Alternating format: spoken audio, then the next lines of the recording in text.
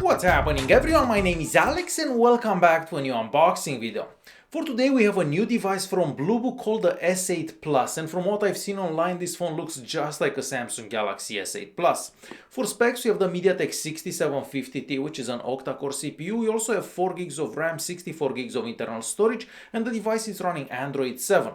And with that being said, let's get this box open and check out the phone. Alright, so first of all you can get this phone for about $150, and I guess that's pretty normal for a phone with these specs.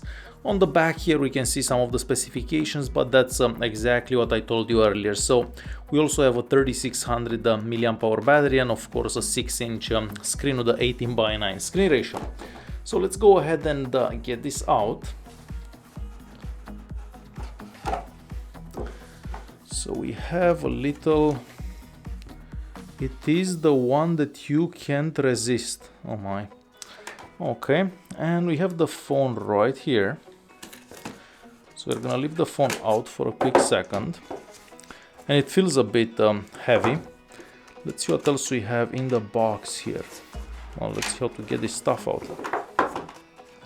So in here we have a silicone case. We also have a USB-C to a 3.5mm audio jack, so I'm imagining that we don't have an audio jack, and we actually have two of those, so that's pretty cool. We have a screen protector in there. We also have a user manual, and I'm happy to see the silicone case because otherwise it's gonna be close to impossible to find a case. We also get a USB-C cable, and then we get another USB-C cable. What? And of course the power adapter. So kind of strange that we got two USB-C cables. So leave all this aside and let's check out the phone. Oh, that didn't work out.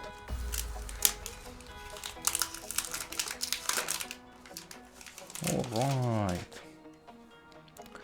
So on the front here, we actually don't have a screen protector on the front. We just have a plastic on the back here. So the phone does look somewhat similar to the Samsung Galaxy S8 Plus or that other phone that we had on the channel maybe 3 or 4 weeks ago, the Coolney K1. So it does look very similar to that. On the back there we have two cameras. We have a 3-megapixel camera and supposedly a 16-megapixel camera, and of course we have the fingerprint scanner right there. At the bottom we are gonna find one speaker, so just as we've seen on the Samsung Galaxy S8 Plus, and we also have the USB-C port right there and the hole for a microphone. On the left hand side we have the volume keys, and on the right hand side we have the power button, and at the top we just have what could be a secondary microphone and the slot for the SIM card. So that's about it. On the front we just see a front-facing camera, and I believe that's a 5-megapixel front-facing camera, and that's pretty much it. Now the back seems to be made out of plastic, so I don't believe it's glass as we've seen in the past, but I'll have to scratch it later on and figure out if it's actually glass or plastic. So I'm gonna go ahead and turn this on. I'm gonna go ahead and set it up, and then I'll come back so I can show you the UI and check out the cameras and so on. Alright, and it took me a couple of minutes to set this up. So first of all, the screen. So we have a 6-inch screen that has a resolution of 1440 by 720p. So realistically we have a 720p resolution. Now the screen seems to get fairly bright. I'm not sure if it's bright enough so you can actually use it outside, but I'll definitely check that out for the full review. The viewing angles seem to be good as well, and the colors do look quite good, so not a bad screen. However, we do have bezels all around the screen, so the phone doesn't look as we've seen in those pictures online. Now the launcher seems to be very similar to the launcher that we've seen on the UmiDigi S2 Pro, and if you've watched my review of that phone you know that this is not my favorite launcher, and I'm hoping that I can actually install Nova Launcher so I can get rid of all this, because right here on the left we have a whole bunch of news that keep reloading over and over, and that's only gonna slow down the phone, and realistically we don't need that because we don't have the fastest CPU out there. So the phone comes pre-installed with some Google apps. What else do we have here? Some system apps that I'll try to uninstall as many as I possibly can. Like for example, those have to be uninstalled. And if we go to settings, well, the settings app looks fairly simple, nothing that fancy. But the UI is version 2, so if you remember the UmiDigi S2 Pro, that operating system was called Umi OS 2.0 or something. So this is the exact same thing as that UmiDigi S2 Pro. So I've set up the fingerprint scanner as well. Now the fingerprint scanner is fairly small, as you can probably see here, so it is a bit difficult to actually press it. But when you actually press it, well, I guess most of the time it unlocks the screen.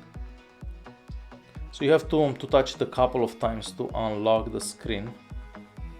Oh wow.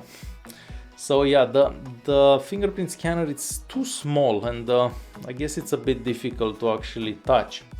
Alright, let's check out the camera. Let's check out this camera right here. So the front facing camera first. So let me take a picture of myself.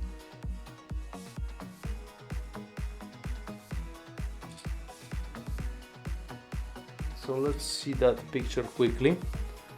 So I guess it looks okay, nothing too crazy. So I guess for a 5 megapixel camera it is okay. And if we turn the camera around and we'll take a picture of this.